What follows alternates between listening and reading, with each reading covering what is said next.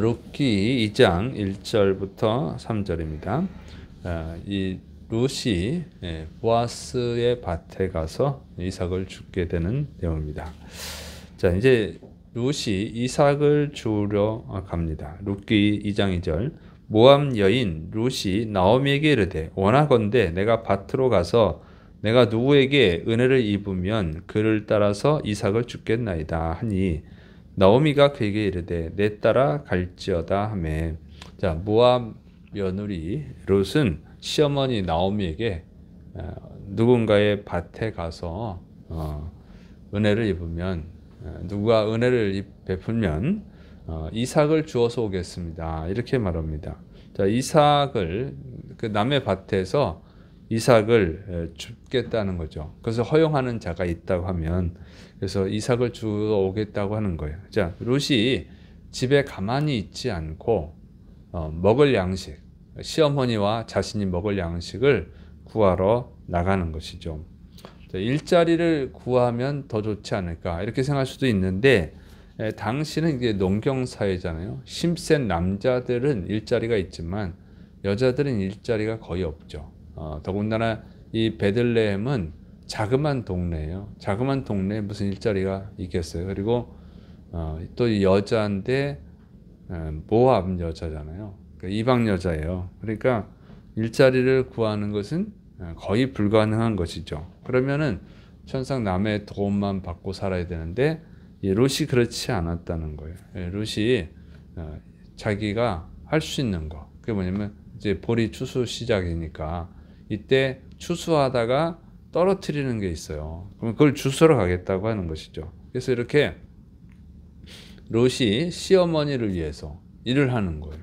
그러니까 시어머니가 더 잘 알잖아요. 이 베들레헴, 시어머니가 어떻게 좀 먹여주세요, 이렇게 하는 게 아니고 자기가 시어머니를 공개하겠다고 한 것을, 그 약속을 지키는 거죠. 시어머니한테 효도하는 거예요. 자기가 시어머니는 놔두고 자기가 힘들게 일을 하러 가는 것이죠. 그래서 이런 말, 자신이 한 말을 지키고 또 시어머니에게 효도하는 사람, 이 룻이라는 거죠. 그래서 하나님이 룻을 축복하시는 거예요. 그래서 룻에게 하나님이 복을 주시는 것입니다. 복 받을 사람은요, 다 복 받을 일을 하기 때문에 받는 것이죠. 그래서 우리가 참 복 받을 그릇을 만드는 게 중요합니다. 여러분은 어떻습니까?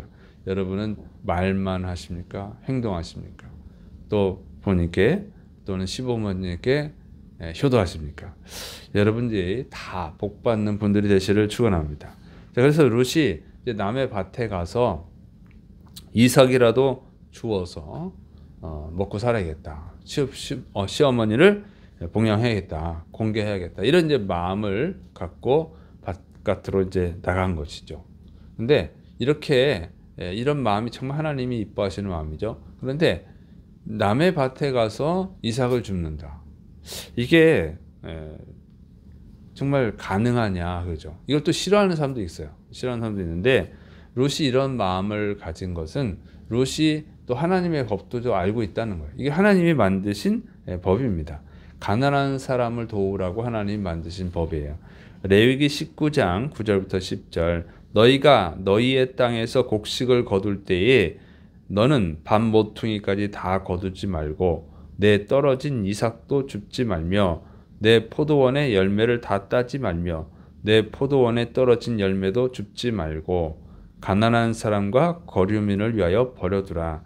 나는 너희의 하나님 여호와님이니라. 이렇게 하나님이 추수 때에 추수하는 방법까지 가르치셨어요. 그래서 모퉁이, 밥 모퉁이는 거두지 마라. 그리고 추수하다 보면 떨어지는 게 있죠. 그러니까 보리나 밀은 이삭이 떨어지잖아요. 과일은 열매가 좀 떨어지고, 그 떨어진 것은 줍지 마라. 그러면 떨어진 것도 다 주워가서 팔면 돈이 되잖아요. 그 돈인데 그렇게 하지 말라는 거예요. 가난한 사람들이 그것을 주워갈 수 있도록, 가난한 사람도 먹고 살 수 있도록 은혜를 베풀라, 그 얘기예요. 이게 하나님이 만드신 법이죠. 그래서 룻이 이삭을 주우러 갈 생각을 한 거예요. 자, 그래서 이 룻이 하나님의 말씀도 잘 알고 있었다고 하는 것이죠. 그냥 그냥 따라온 게 아니에요. 그냥 말로 하나님 믿겠다고 한 여자가 아니라는 거죠. 하나님을 아는 여자였어요. 그런데 여기 보면 하나님이 가난한 자를 돕는 방법으로 이렇게 이삭을 줄 수 있도록 하셨다는 거예요. 우리가 생각할 때는 그냥 도와주면 더 좋은데, 그냥 도와줘. 네가 추수 다 한다며 도와줘. 이렇게 해도 되는데 하나님은 그렇게 하지 않습니다. 왜냐하면 가난한 자들이 자립할 수 있게 하시는 거예요. 가난한 사람을 그냥 막 도와주면, 공짜로 주면은 어떻게 되냐면 자립심을 잃어버려요. 그냥 남만 의존하게 되겠죠. 그러면 거지가 되는 거예요. 하나님은 거지를 만들길 원하시는 것이 아니에요. 갓난해도 자기 힘으로 살아서 거기서 갓난을 극복하고 잘 살기를 원하시는 거죠. 그래서 고기를 잡아주는 것보다 고기 잡는 법을 가르쳐라, 이런 말이 있잖아요. 그게 하나님의 방식이에요. 성경을 자세히 보면 거지들이 다 특징이 있어요. 공통된 특징인데 뭐냐면 장애인들이에요.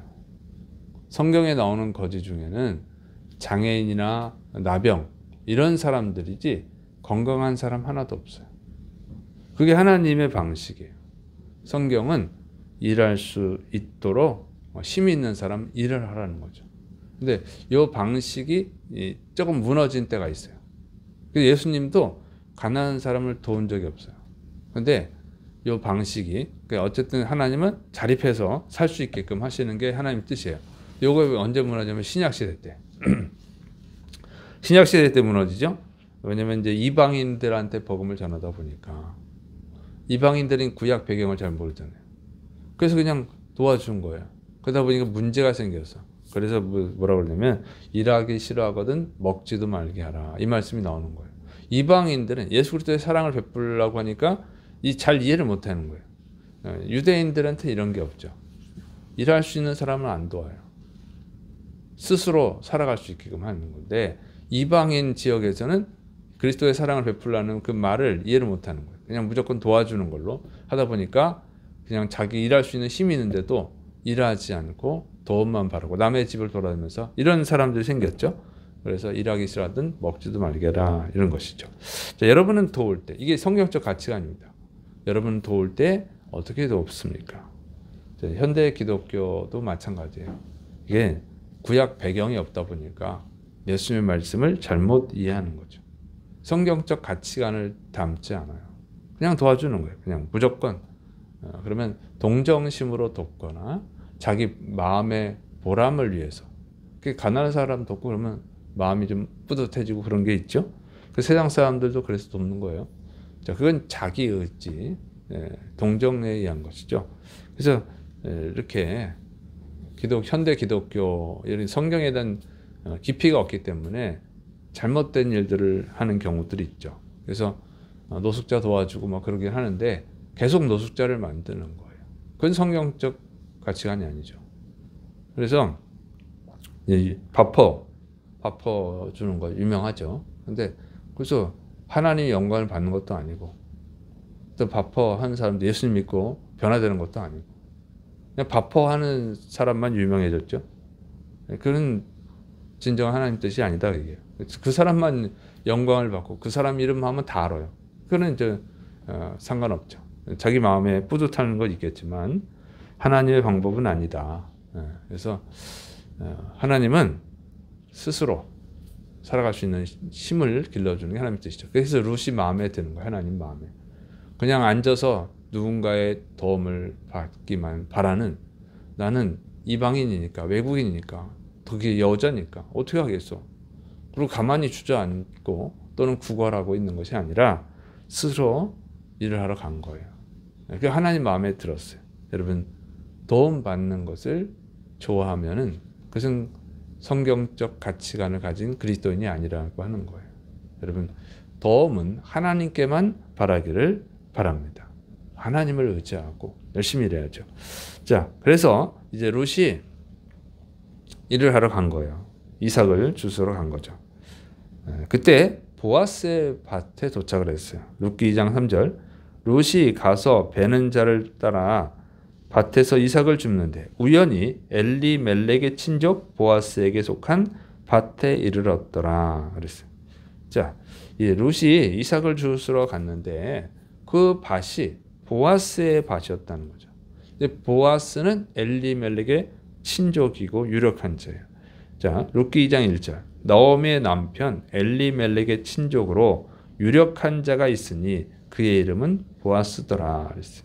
보아스가 엘리멜렉의 친족이었다는 거예요. 그러니까 우연히 어떤 밭을 갔는데 거기가 바로 이 엘리멜렉, 나오미의 남편 엘리멜렉의 친족, 아주 가까운 친척인 보아스였다고 하는 거예요. 이걸 이제 밝히는 이유가 뭐냐면 보아스가 기업을 이어줄 자거든요. 기업을 이어줄 자, 거기 기업을 이어줄 자 중에 한 사람이에요. 그래서 이 고엘 제도를 지킬 대상자였다 하는 거죠. 그리고 유력한 자라고 하는 것은 부자라는 거예요. 큰 부자. 그러니까 부자인 걸 또 이렇게 기록한 이유는 부자여야 기업을 대신 이어주지 가난한 사람은 할 수가 없잖아요.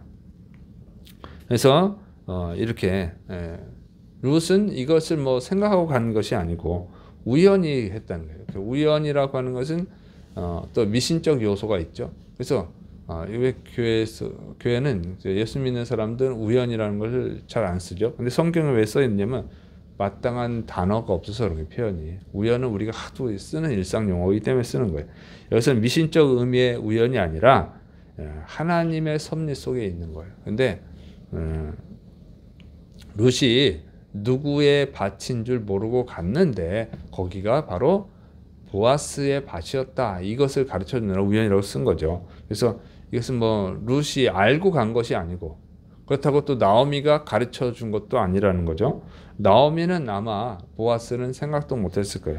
왜냐면은 이 베들레헴으로 귀환할 때 그 친척들이 도와주겠지 이런 기대를 안 한 거예요. 왜냐면 나오미가 흉년이 들어서 베들레헴에 흉년이 들어서 모압으로 이사 갈 때 부유했거든요. 그러니까 가난한 이 보아스 가난한 친척들을 도와줄 생각이 없었어요. 자기 혼자 살겠다고 모압으로 이사 갔잖아요. 그런데 누가 이런 나오미를 도와주고 싶겠어요. 그러니까 기대를 안 하는 거지. 나오미는 아예 기대를 안 한 거예요.